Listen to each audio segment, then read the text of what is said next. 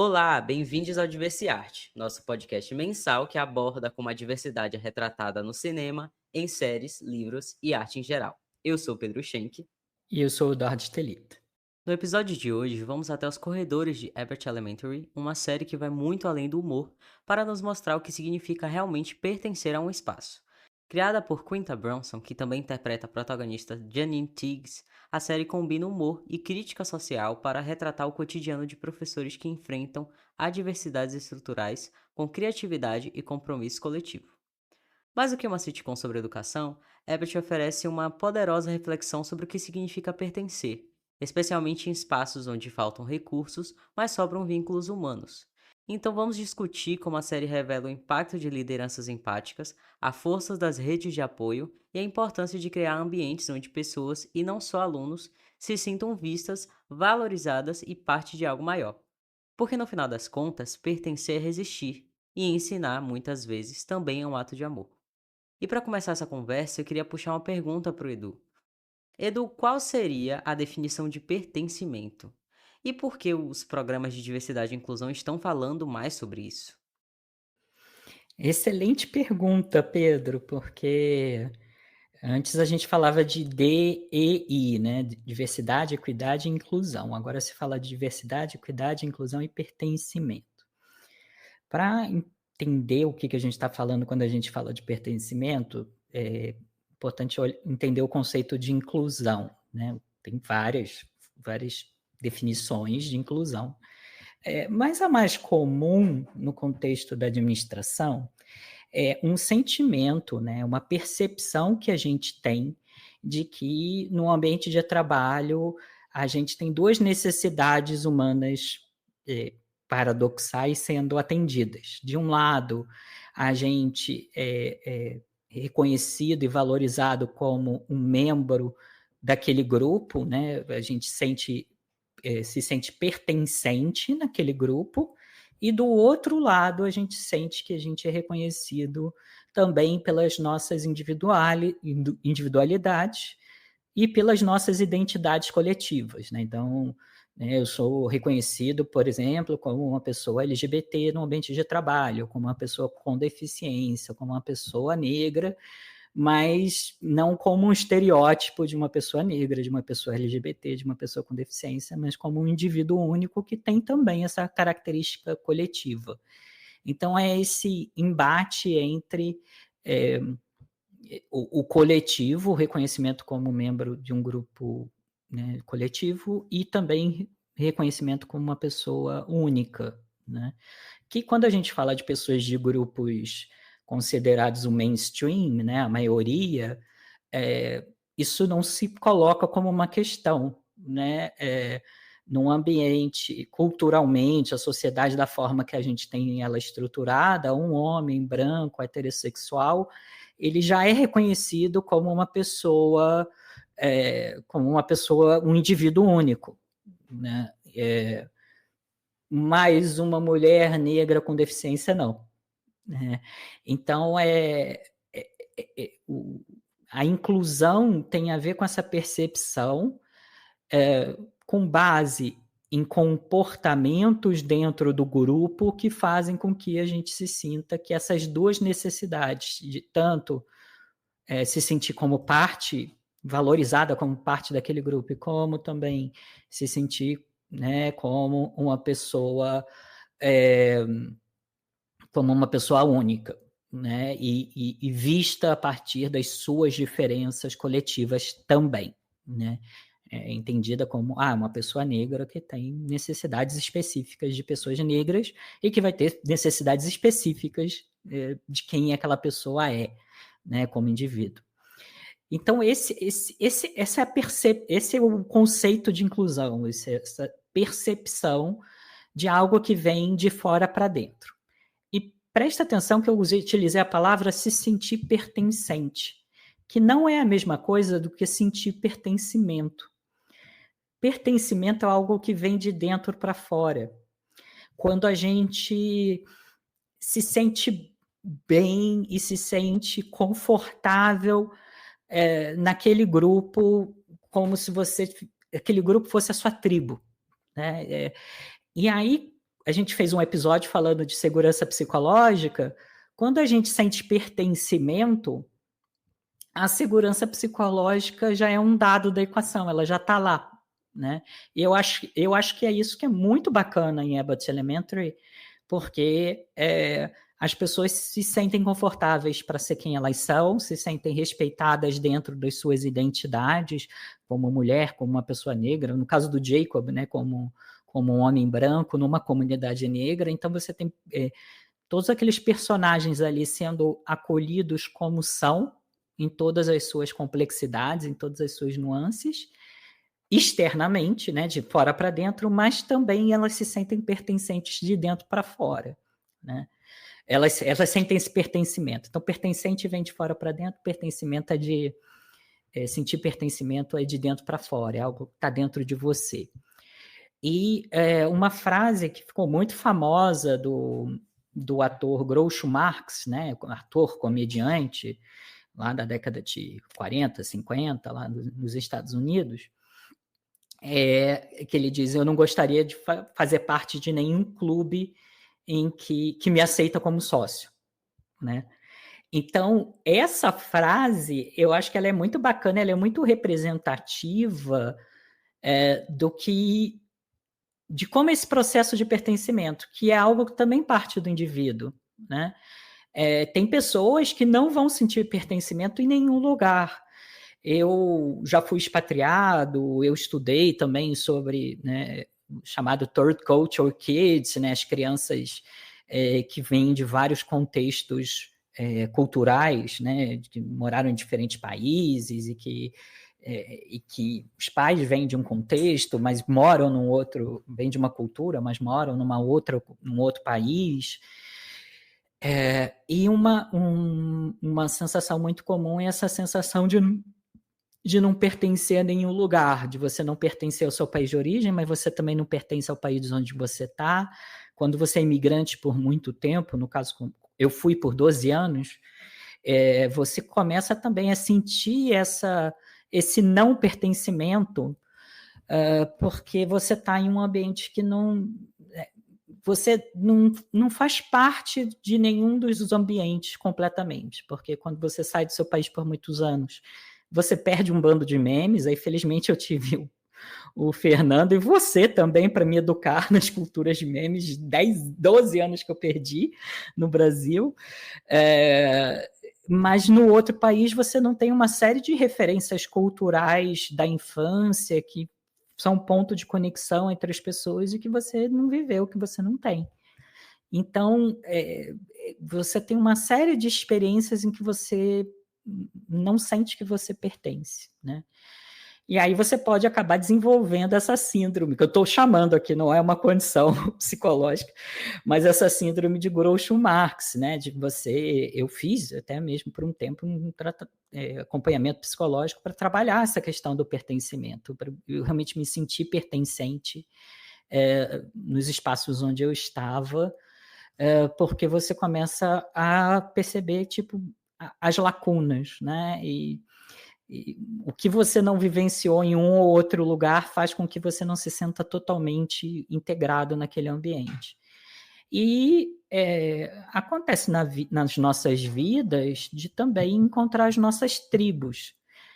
E aí, quando você encontra a sua tribo, você sente esse pertencimento naturalmente. Pessoas que pensam igual a você, ou pessoas que têm a mesma paixão que você. E aí eu acho que o Facebook foi um espaço...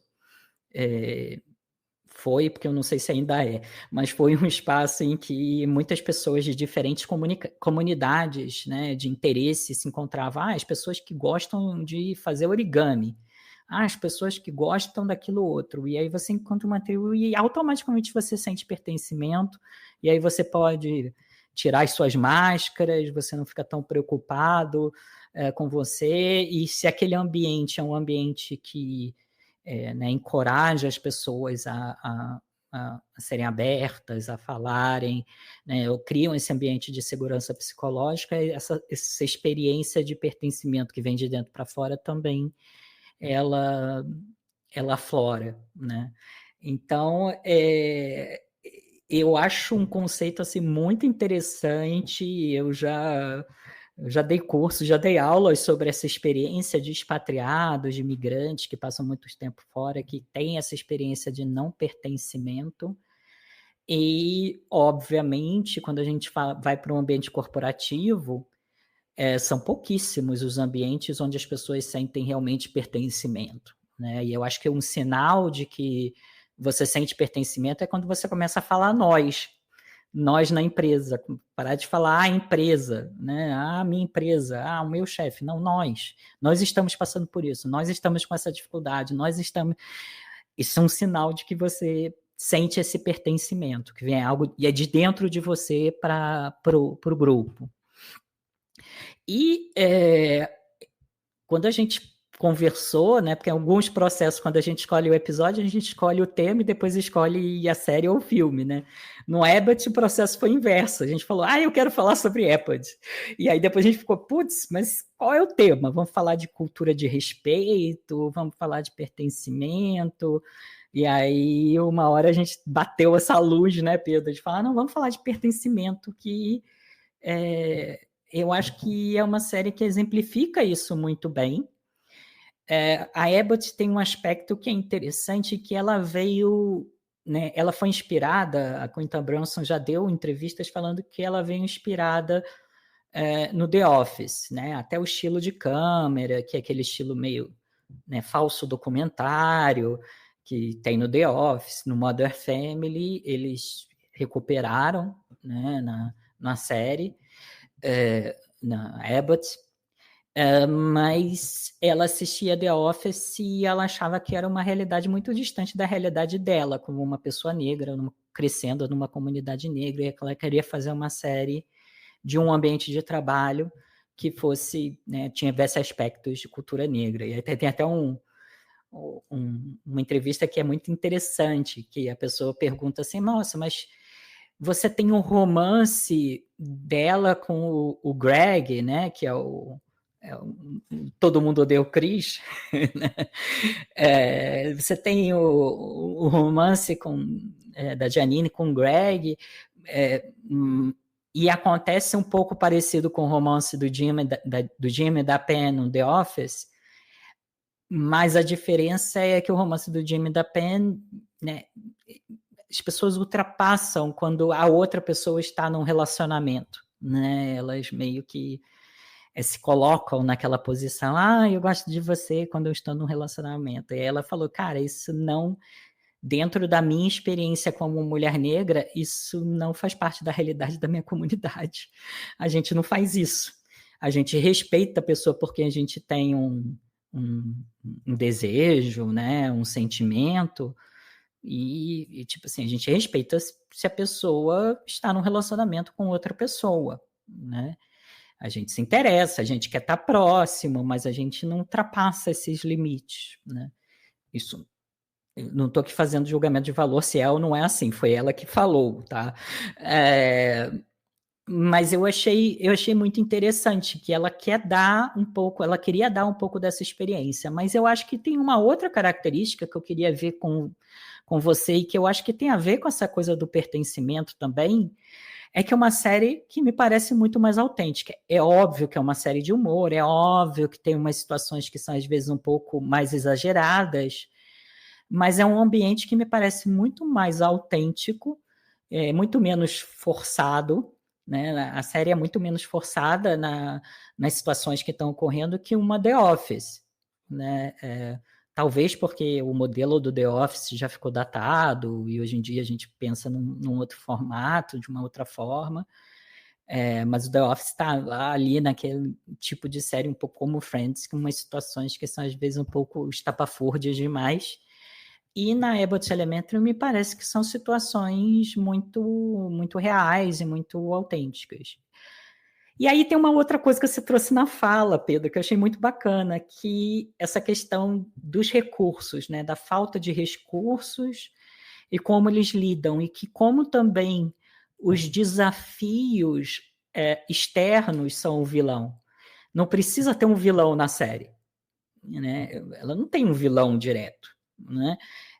São os desafios externos que são colocados, no caso ali do equivalente à Secretaria de Educação, né, do município ali, pela estrutura, os desafios, falta de recursos que são impostos pela estrutura, que são o motor dos conflitos na série. E aí, quando a gente tem... Isso também é uma teoria muito interessante, né? Tajfel e do Turner, que quando a gente tem o desafio externo, a gente se une mais, a gente se sente mais parte daquele grupo, a gente se sente mais nós, né? Então, alguns fenômenos aí eu acho que foram muito interessantes na série, que me parece assim bem diferentes do The Office. The Office tinha, né, em algumas temporadas, aqueles personagens mais vilanescos. E aí na série não, né? Até os personagens que são vistos como vilões no último episódio da última temporada, no penúltimo episódio da última temporada, são burocratas, né? Não são vilões, são burocratas, são pessoas lá, né, do distrito fazendo lá a burocracia deles. O problema não é a pessoa, o problema é o sistema, né? E isso eu achei bem bacana da série. Que você... quais personagens e quais situações te conectam com essa experiência de pertencimento na série? Quais personagens, quais situações na série você falou, putz, tem muito a ver com pertencimento? Poxa, é difícil, porque eu acho que o que é bacana na série também é que todos os personagens vão passar por experiências que eu acho que todo mundo já passou ou ainda vai passar. Se eu fosse falar talvez uma pessoa que eu me identifico mais, seria a Janine. A Janine, ela sempre tenta encontrar uma solução, que essa solução pode virar automaticamente o problema. E ela sempre pensa que tudo ela tem que ir lá e falar, não, galera, vamos lá, sabe? Eu já tive mais isso, né? Porque também mostra essa melhora dela, de perceber que nem tudo ela vai conseguir consertar e que nem tudo é para ela consertar. E nem tudo é sobre ela, né? Sobre ela ter que ir lá e fazer. Ela percebe que ela tem vários problemas na família dela, com a mãe, tem problemas com a irmã, tinha problemas com o namorado, tinha problemas no trabalho, mas se a lâmpada quebrasse, ela ia lá pegar a escada, que ela tem medo de escada, e tentar subir para consertar e acabar com a luz da escola, sabe? Então, assim, logo nesse primeiro episódio eu já me identifiquei muito com ela, justamente porque eu também sempre fui essa pessoa de eu não tenho as ferramentas para consertar, mas se eu fizer, todo mundo vai perceber que eu sou uma pessoa muito legal, e aí eu vou ganhar uma estrelinha com isso, né? Que era muito o propósito dela no final, que ela fosse notada, que é muito essa coisa que a gente está falando do pertencimento. Ela estava tentando se encaixar naquele lugar, e no final das contas ela se encaixou sendo ela, não precisando forçar uma coisa que ela não é. Então eu me identifico muito com a Janine, eu gosto muito dela também, tirando o Mrs. Johnson, que é só porque ele é muito engraçado mesmo. E tem essa parte dele que ele é muito seguro de si também, que já é o contrário da Janine. Então eu gosto, acho que, desses dois personagens porque eles são o oposto um do outro, né? Uma outra coisa que eu achei muito legal na série, que fala desse pertencimento, né? E eles falam, não é à toa que o título é Abbott, né? Que o título é a escola, né? Eles são a escola. O personagem principal da série é a escola, não é? É a comunidade da escola e a comunidade do entorno, né? Nossa, tem um episódio que eu morri de rir, que era o episódio dessa última temporada, que era o episódio do que eles fizeram. Ai, como é que é a palavra em português? Um lava-carro para levantar fundos para a escola, né? Sim. Aí vai falar, olha, tem uns doadores, eu tenho a minha lista lá na escrivaninha, tem um caderninho com a lista dos doadores, os grandes doadores, né, da escola. E aí eles convidam, né, mandam mensagem, ligam lá para os altos doadores e chega lá um bando de traficante. Então tem esse lado assim de tipo, eu acho que tem esse lado também legal de ser um ambiente de trabalho que tem uma memória afetiva muito grande para todo mundo. Até o traficante tem uma memória afetiva com uma escola primária que ele estudou, né? Então, aí chega lá os traficantes para lavar os carrões, os carros pulando. Eu achei aquilo muito E engraçado. na hora que aciona a sirene lá da polícia, eles saem em 2 Eles segundos, saem né? Porque, correndo. no caso, acho que. Não sei quem foi que falou. Acho que a Bárbara identificou que eram criminosos, né? E o pessoal, não, não, que é isso? Imagina, jamais a Eva vai fazer isso. E todos eram criminosos. Eu acho que é isso que é bacana na série, que vai construindo essa comunidade e vai. É meio como se fosse um planeta, né? Vai gerando esse campo gravitacional para as pessoas se sentirem pertencentes. Você falou do personagem que você mais se identifica, mais gosta. Eu me identifico, né, bastante com Jacob, por razões um pouco óbvias, trabalhando com diversidade e inclusão e sendo um homem branco, mas eu também me identifico, eu não sei porquê, eu gosto desses personagens que parecem ser nojentos no início e que, na verdade, têm mais camadas, têm mais complexidade, né? E a Eva é uma excelente personagem com uma atuação maravilhosa da Janelle James. Né? Uma diva, Janelle James, né? Desde o início da primeira temporada, mas ela tem o personagem tem um arco bem interessante, né? Que é uma pessoa que entra ali. Na primeira temporada é uma diretora que entrou como diretora por meios escusos, por meio do QI, né? Mas que aos poucos esse espaço, esse ambiente foi criando esse campo gravitacional, ela foi sentindo esse pertencimento e aí ela correu atrás, ela realmente estudou para ser uma melhor diretora, sem perder a identidade dela, sem perder o estilo dela, né? Eu acho que uma coisa que a série faz muito bem, que dialoga com essa coisa do pertencimento, é que todo personagem ali tem uma particularidade, tem uma chatice. Cara, quando você trabalha com as pessoas todo dia, 8 horas por dia, 5 dias por semana, não tem jeito, você vai aprender as chatices das pessoas, tem as coisas que irritam, e as pessoas acolhem, todo mundo acolhe uns aos outros, inclusive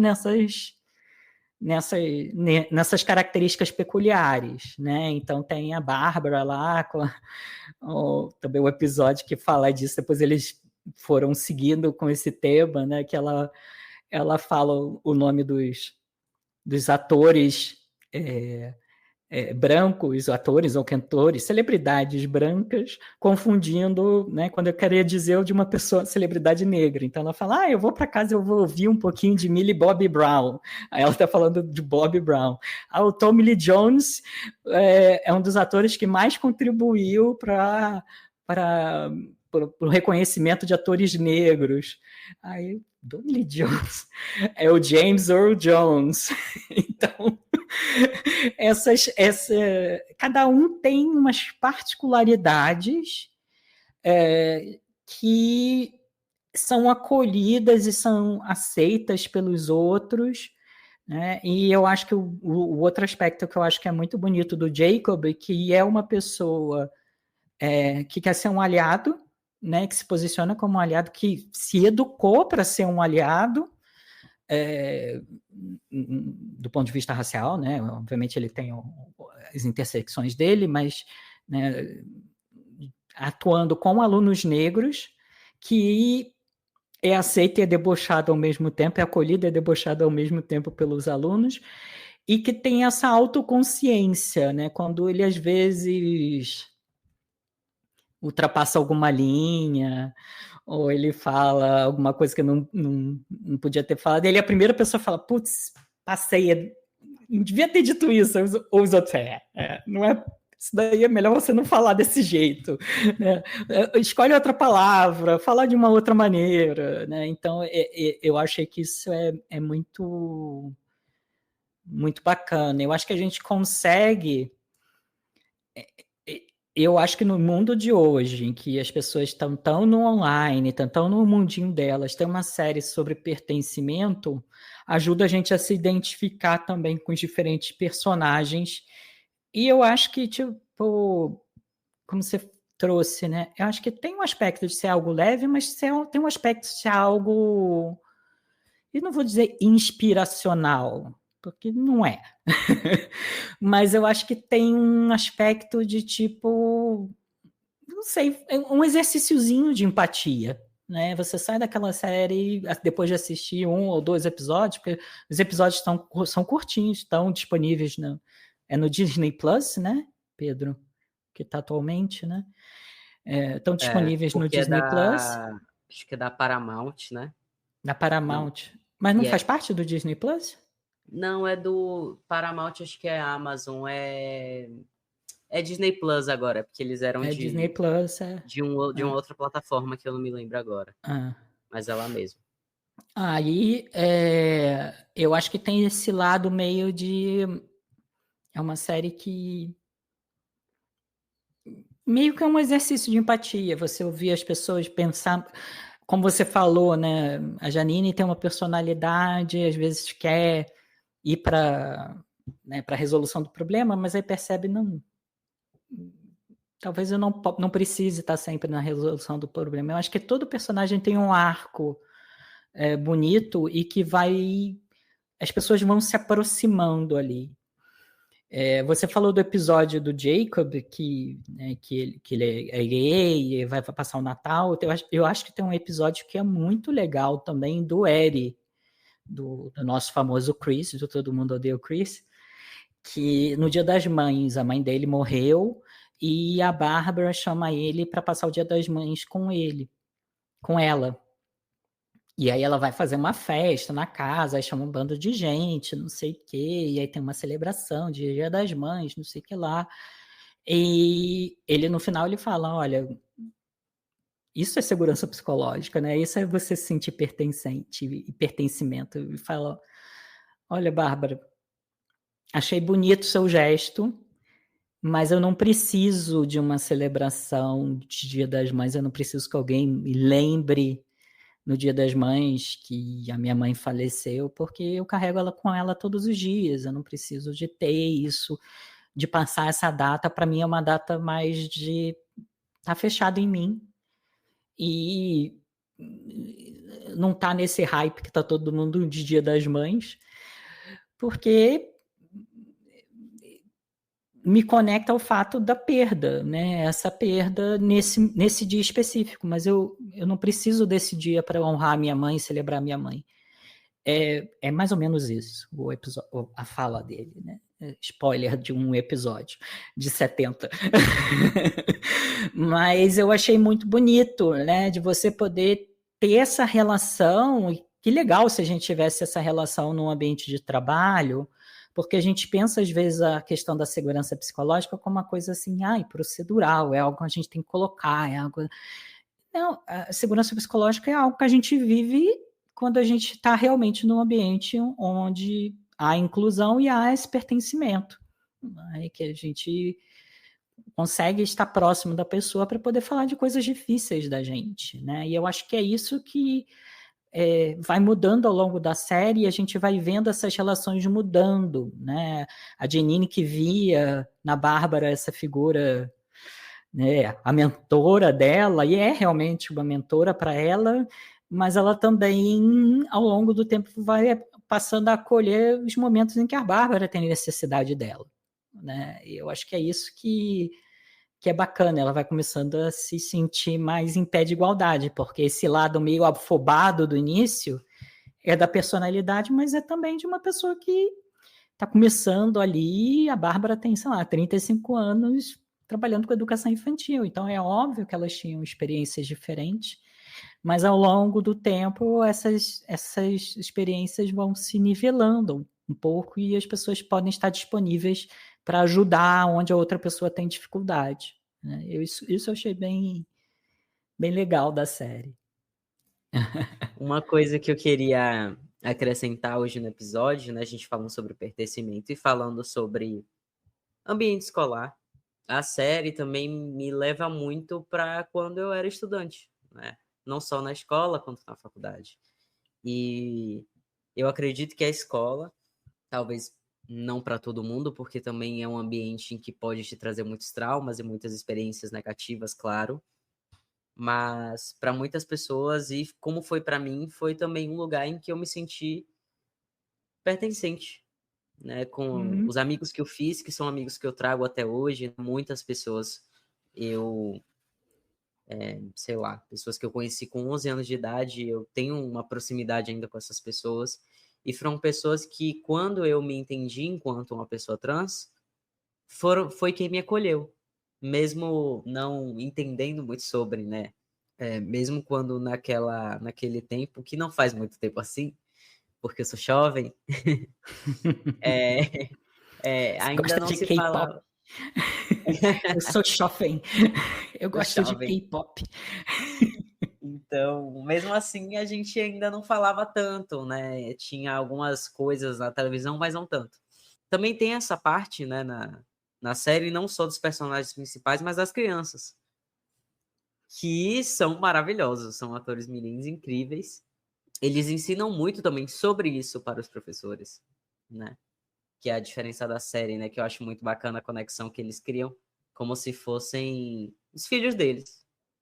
Eles têm uma Uhum. responsabilidade muito grande, né, com as crianças e os adolescentes, e sabem que eles têm essa responsabilidade, essa autoridade também perante a eles, e eles fazem por onde. É. E eu acho que é isso. Eu acho que é uma série que também pega uma profissão que, infelizmente, aqui no Brasil é bastante desvalorizada, né?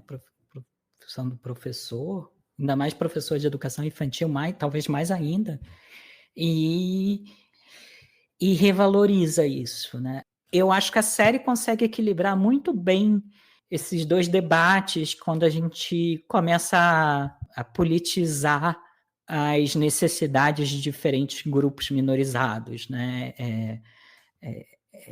Se a gente for chato, a gente começa a hierarquizar, dizer, o meu sofrimento, a minha necessidade é maior do que o outro. Mas se a gente aprende a viver em comunidade, se a gente pertence àquela comunidade, a gente encontra caminhos muito mais simples.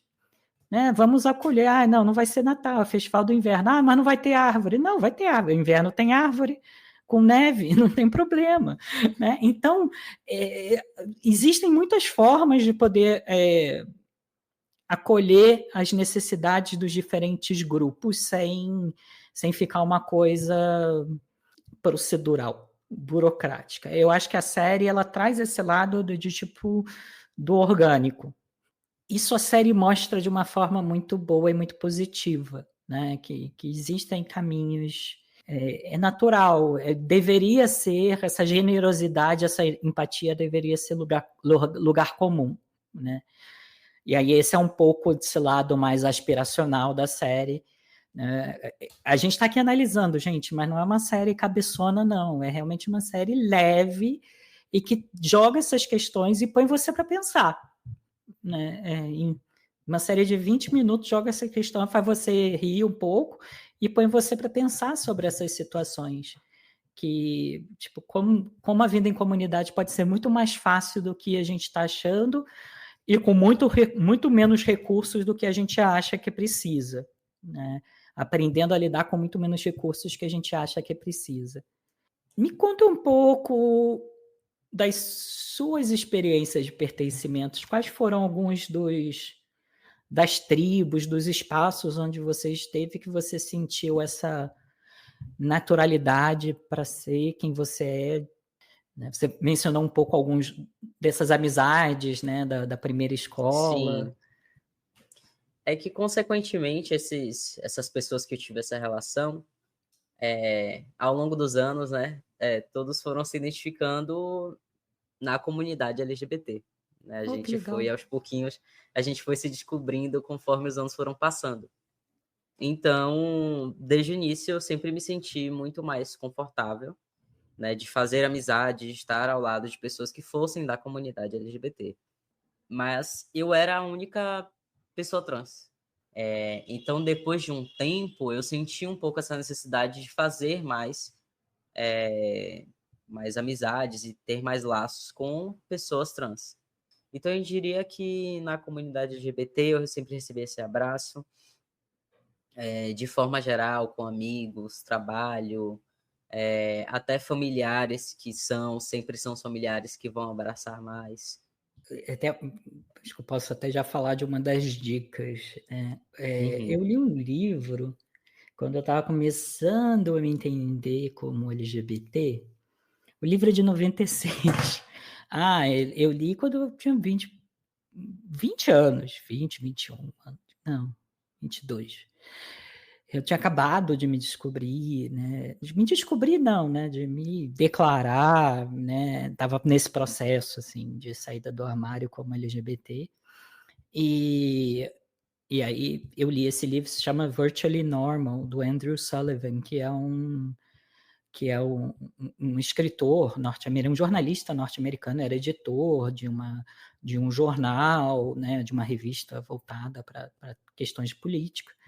E o livro ele faz uma análise política de 4 visões dos argumentos e desconstrói 4 argumentos em relação a contrários, né, à homossexualidade, falando sobre a necessidade de uma política para a homossexualidade. É um livro político, mas me marcou muito, não só porque me mostrou todas essas inconsistências, né, não só no discurso conservador, ele não olha só para o discurso conservador, ele olha para o discurso proibicionista, e para o discurso liberal também, né? Então aquela coisa, eu tenho um amigo gay também, né? O, o, o meu filho é gay, né? O cara lá na rua é viado, é baitola, né? Essas coisas que a gente ouve às vezes nesses contextos, né? Liberais, né? Quando é próximo de mim, aí é diferente de quando eu olho para a pessoa que não está tão próxima de mim, né? E,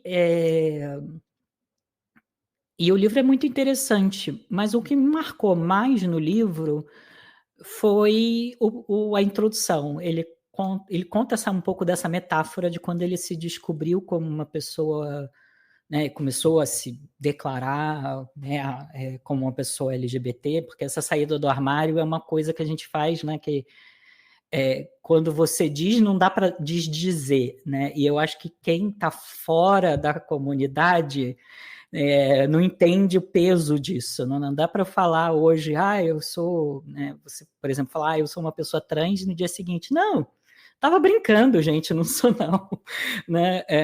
Eu sou uma pessoa gay, não sou não, ontem eu tava brincando, eu tava de brincadeira, né?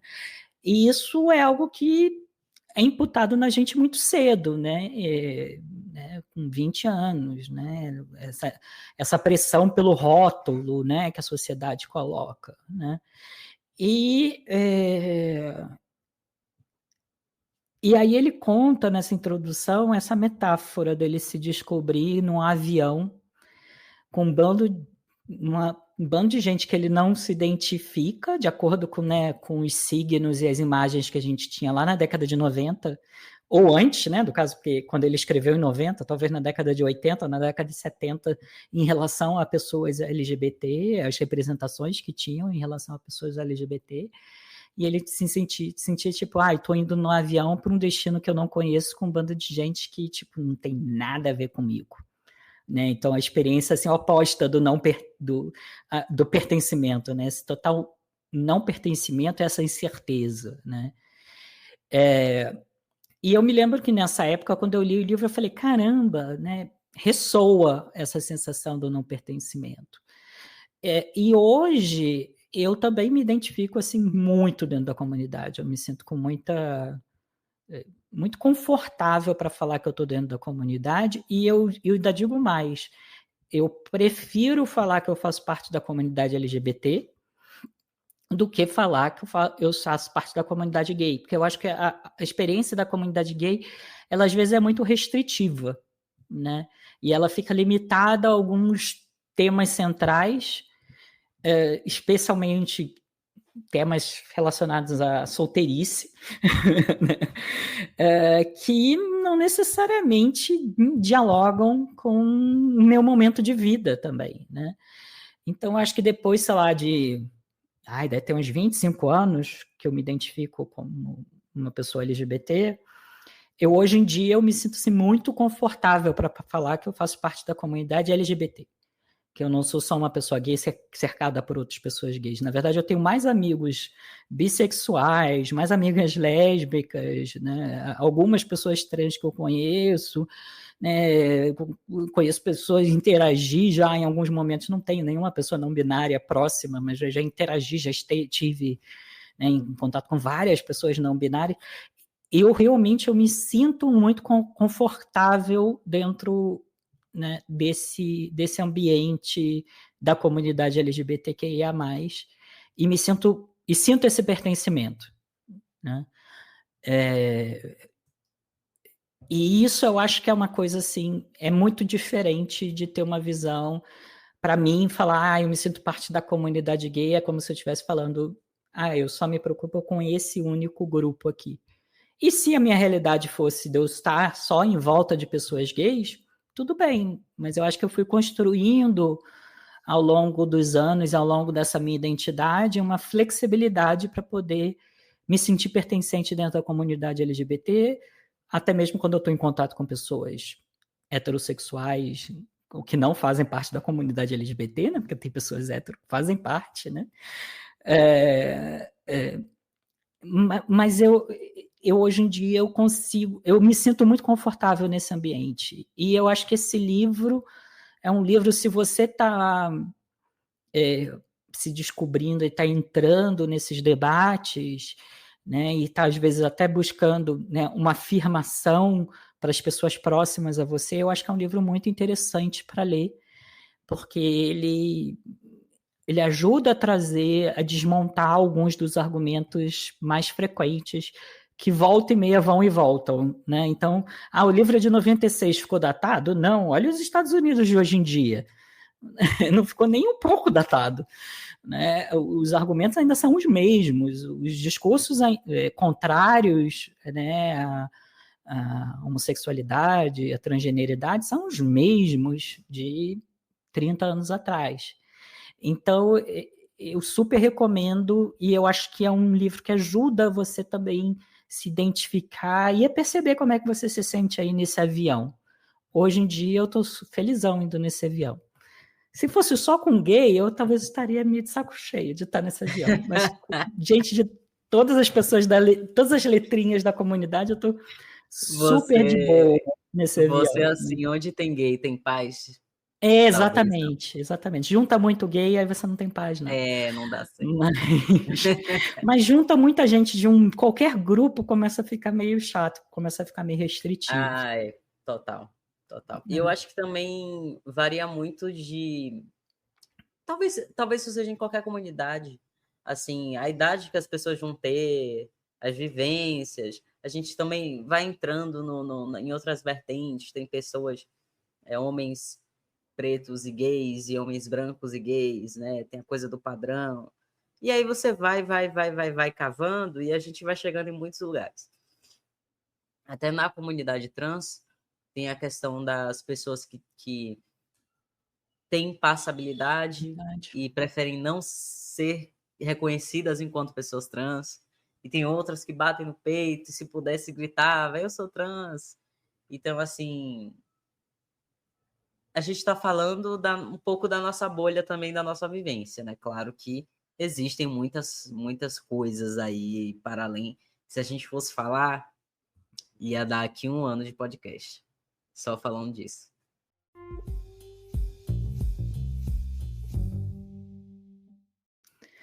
Vamos para as dicas.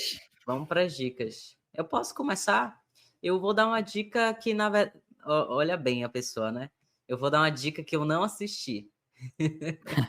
Mas eu vou assistir. E eu já recebi feedbacks, então por isso que eu estou indicando hoje aqui. Eu queria uma dica atual. E aí eu lembrei que tem os Sinners, né, os pecadores, no cinema, atualmente. Não sei se você já ouviu falar, Edu. Mas É um filme do Ryan Coogler, acho que é assim que pronuncia o nome dele, com o Michael B. Jordan, né? Um diretor que já faz filmes falando sobre a comunidade negra há uns anos. E é um filme que mistura drama, terror e crítica social. Eu vi que tem vampiros também, quem gosta de Crepúsculo, para você essa. Mas a história se passa no Mississippi, nos anos 1930, e acompanha dois irmãos gêmeos que voltam da guerra tentando recomeçar a vida. Eles querem abrir um clube de blues, mas enfrentam alguns desafios, desde o racismo estrutural da época até forças sobrenaturais que ameaçam a comunidade. E aí é que entra o vampirismo, né, como uma metáfora, que esses seres se alimentam de vidas negras, literalmente, e mostram como o sistema suga tudo de quem já foi historicamente marginalizado. E aí o filme fala, né, muito sobre pertencimento também, o direito a existir, a ocupar espaço, a sonhar, e o que acontece quando essa sensação de pertencimento é constantemente ameaçada. Então eu acho que é um filme novo, como eu falei, eu ainda não vi, mas a crítica e pessoas que eu conheço super estão indicando justamente porque ele fala sobre um tema que a gente já tem alguns filmes que falam, mas de uma forma que tem uma ficção e tem uma mensagem forte. E tem o Bacana. Michael B. Jordan. Eu não ia falar, mas já que você falou. Você mentia em Michael B. Jordan. Não, eu já tinha ouvido falar sim, né, do Ryan Coogler, que o Ryan Coogler é do Pantera Negra, né, o diretor de Pantera Negra. Isso. Então, eu já tinha ouvido falar assim e, né, com Michael B. Jordan eu já estou preparando o pescoço. Eu acho que ele é vampiro, ou não sei se ele é vítima dos vampiros. Não, eu mas acho eu já que estou não. Os preparando o vampiros pescoço. são os brancos, né? São os brancos, Edward lá, então tem os graça. brancos lá. Ele faz casal com a. Eu acho que ele faz casal, mas eu vi algumas cenas no Twitter dele com aquela atriz Hailey Steinfeld, que ela é Steinfeld, eu não sei como é que pronuncia o sobrenome dela, mas ela fez aquele filme das Belas, e ela é cantora, ela é bem famosa lá fora, e aí é um casal bem, tem umas cenas sensuais deles aí que o pessoal gostou. Pra quem Opa! gosta, ó, já tô falando, vai pro cinema assistir que o filme é bom. Eu não sou geração Z, então pode ter cena mais quente que eu tô gostando.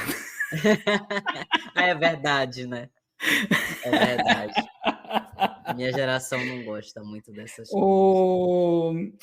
Eu tenho. Bom, como eu falei, eu indico o Virtually Normal, an argument about homosexual politics, se não me engano o nome. An argument. Vou pegar aqui para ver. Um segundo. An argument about homosexuality. Não tem a parte de politics. Super recomendo, é um filme excelente, é um livro excelente.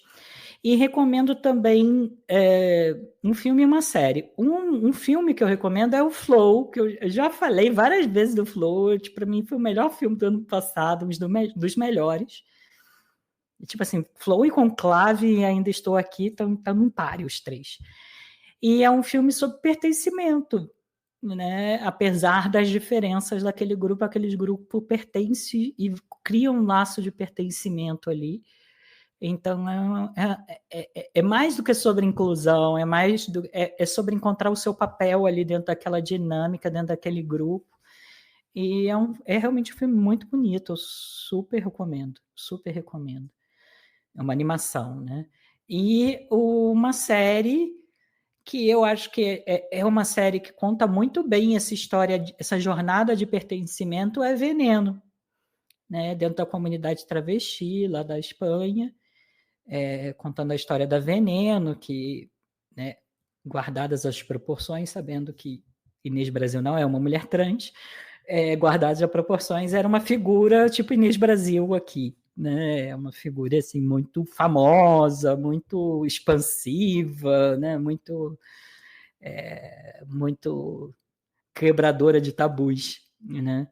E eu acho que conta sobre a perspectiva, o que é interessante da Veneno, conta sobre a perspectiva dessa jovem que está pesquisando, que é uma mulher trans e está pesquisando sobre a comunidade travesti, e ela encontra esse pertencimento dentro da comunidade travesti, né?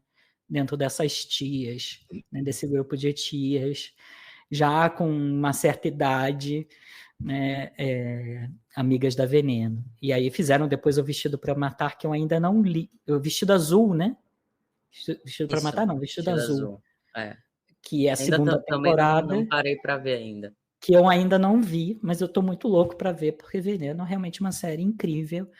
E eu acho que conta muito essa jornada dessa jovem. Eu achei que é muito bonito, que conta sobre a história da Veneno, claro, mas conta muito sobre essa jornada de pertencimento dessa jovem trans de classe média, né? Classe média alta, universitária, que entra dentro dessa comunidade travesti e vai se descobrindo dentro dessa comunidade e cria laços de pertencimento dentro dessa comunidade. Então, acho que foi muito bonito. É uma série muito bonita com essa perspectiva e me marcou. Eu não, né, obviamente, eu não sou uma pessoa trans, né, Pedro? Mas me marcou como uma narrativa muito diferente da narrativa que eu tinha visto até então sobre pessoas trans, né? Que era sempre a pessoa trans num relacionamento, a pessoa trans, né, numa situação de vulnerabilidade extrema.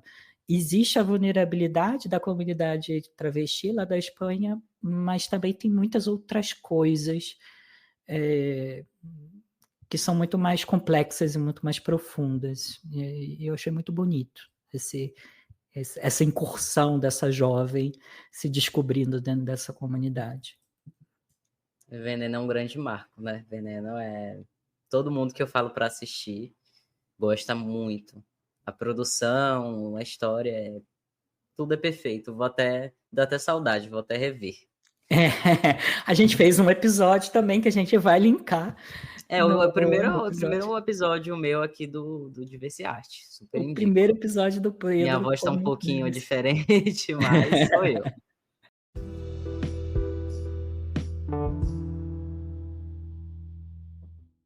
Então, nosso episódio está chegando ao fim, infelizmente. O bate-papo estava muito gostoso. Mas antes de encerrar, fica a reflexão. Sentir que pertencer a um lugar não deveria ser um privilégio, e sim um direito. Como garantir ambientes de trabalho, de estudo ou de convivência, onde todas as pessoas possam ser quem são, sem medo de exclusão e invisibilidade. Se você curtiu a conversa, siga a gente no Instagram, @diversiartepodcast, e aproveite para compartilhar esse episódio com quem também gosta de pensar sobre representatividade na cultura pop. No YouTube, deixe seu like, se inscreva no canal, e no Spotify ou no seu stream de preferência, ative as notificações para não perder os próximos episódios. Obrigado por nos ouvir e até a próxima com mais debates sobre diversidade e arte.